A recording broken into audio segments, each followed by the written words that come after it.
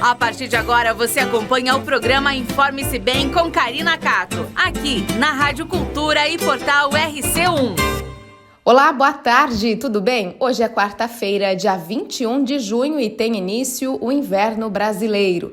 E nós estamos também no mês dos namorados. E por isso hoje o professor universitário e economista Paulo Afonso fala sobre as finanças dos casais. Como está a sua situação aí com seu parceiro, sua parceira? Vocês têm se ajudado na vida financeira? Têm tido problemas com isso? Hoje o professor traz esse assunto e traz informações importantes. Na alegria e na tristeza, na saúde e na doença, na bonança e nas dificuldades, né? Até que a morte os separe, né? Como diz o padre. A vida a dois, né? Como que os casais devem administrar as finanças? Então, o planejamento financeiro ele é um dos pilares da vida a dois, né? Uma vida a dois em harmonia. Boas estratégias podem fortalecer o vínculo afetivo. Descuidos, por sua vez, costumam causar desgastes em uma relação antiga e até numa relação recente. Vamos fazer aqui algumas reflexões, né, algumas dicas sobre a administração das finanças na vida a dois. Os casais de todas as idades devem encarar esse tema com seriedade, né, e jamais deixá-lo em segundo plano. Então, o primeiro ponto a ser compreendido é que uma pessoa inteligente, né, sob o ponto de vista financeiro, não é necessariamente alguém que tenha um QI alto, né? A inteligência de que falo, ela tem muito mais a ver com o autoconhecimento.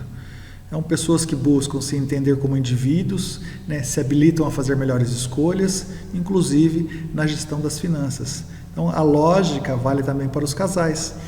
Imagina assim, na vida a dois, conhecer bem a si mesmo e a pessoa amada tem um papel decisivo na administração do dinheiro. Uma das grandes armadilhas na vida a dois é tratar o dinheiro como se fosse um tabu. Quando as pessoas não conversam sobre finanças na família, há grandes chances de surgir problemas mais à frente. Então, o diálogo ele é fundamental na construção de um bom planejamento e também melhora a relação com o dinheiro. Então, se você perceber que o seu cônjuge ele resiste em conversar sobre o tema, procure romper essa barreira, né? Seja paciente, né? Aponte as vantagens em falar sobre dinheiro. É importante que a outra pessoa entenda que ambos têm muito a ganhar com o diálogo. Conversas com o seu par ajudam a esclarecer o que pertence a cada um e o que é do casal. Então, alguém pode imaginar que os extratos bancários de cada pessoa determinam essa divisão. No entanto, a grande referência nesse aspecto é a certidão de casamento, né, que indica o regime matrimonial adotado. Os dois regimes mais comuns, né, no Brasil são a comunhão universal de bens e a comunhão parcial de bens. Né? Na comunhão universal de bens, tudo é dividido entre as duas pessoas. Inclusive aquilo que elas acumularam, né, antes do casamento. Já a comunhão parcial de bens, que é o regime mais usual, ele prevê aí a divisão igualitária somente do que foi conquistado a partir da união. Ainda que saibam o que pertence a cada pessoa, muitos casais têm dúvidas, né, sobre a declaração do imposto de renda. Os questionamentos na maioria das vezes envolvem a discriminação de investimentos, né? Então, uma situação recorrente é a abertura de conta com foco em aplicações, em uma corretora ou banco digital, por exemplo. Então, se a conta fica no nome de uma das pessoas, como que se declara os rendimentos do imposto de renda? Então, muitos casais optam, né, por abrir duas contas separadas, né, que cada um invista individualmente. Então, essa alternativa, ela não impede a declaração conjunta do imposto de renda, que tem, né, um dos dois como dependente. É fundamental que ambos saibam o que está no nome de cada um, não apenas para fazer aí a declaração corretamente, mas também para manter a saúde da relação. Então, um bom planejamento é aquele que coloca todas as cartas na mesa. Em outras palavras, os dois devem saber quanto cada um ganha e o que se faz com o montante que resulta da soma aí dos dois rendimentos mensais. O dinheiro ele deve ser tratado como uma coisa só, pois a separação entre o que é de um e de outro, aí pode gerar alguns atritos. Então essa recomendação vale também para quem vem de outro casamento e tem outros dependentes. Ainda assim, a renda é do casal. Portanto, ambos precisam discutir qual parcela dessa renda será direcionada para honrar esses compromissos anteriores à união. O montante dos 2 salários tem de prever também quanto será destinado, né, à concretização dos planos. Né?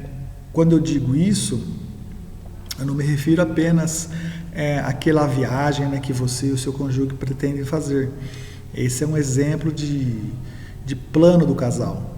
Mas cada um tem seus próprios anseios, né, que não podem ser desprezados. Entenda que um casamento não anula a individualidade dos cônjuges. Por isso, eu costumo dizer que casais devem entender que 1 mais 1 é igual a 3. Né? Existem os seus objetivos, os objetivos do seu parceiro e aqueles que vocês pretendem conquistar juntos. Então, suprimir os desejos de uma pessoa, né, ou das pessoas, né, pode representar aí uma bomba relógio.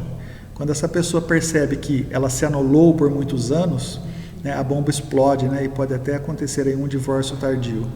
Então, a soma que eu apresentei tem de considerar um aspecto tão importante quanto a construção dos planos.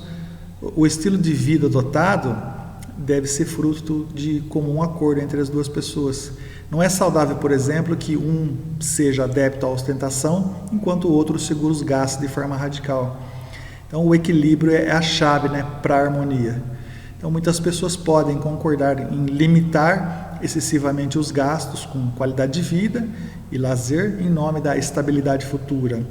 Ainda assim, eu recomendo que você e o seu cônjuge não abram mão, né, de forma radical dos gastos com o lazer. E boa parte do dinheiro destinado a isso pode fortalecer aí o vínculo afetivo e contribuir aí para a construção de planos futuros. Ok, pessoal? Até a próxima, hein?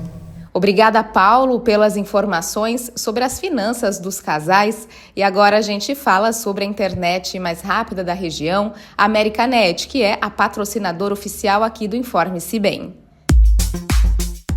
ConnectCore, agora é Americanet. A internet líder de mercado em 2 córregos e região, agora também tem como plano ideal para o seu celular. 30 GB de internet. Cobertura nacional 4G, ligações e SMS ilimitados. Fibra 300 megas mais um chip, 30 GB por apenas R$ 139,90. Já é cliente ConnectCore? Visite nossa loja e conheça as condições especiais. Acesse americanetjaú.com.br ou contrate pelo WhatsApp 14 3652 9890. E o Informe-se Bem desta quarta-feira fica por aqui. Para você uma excelente tarde, um bom inverno, e amanhã eu te espero aqui na Rádio Cultura Regional e no portal RC1 a partir da 13h da tarde. Um grande beijo para você, obrigada pela sua companhia. Tchau. O Informe-se Bem de hoje fica por aqui. Amanhã estamos de volta com mais notícias aqui na Rádio Cultura Regional e no portal RC1.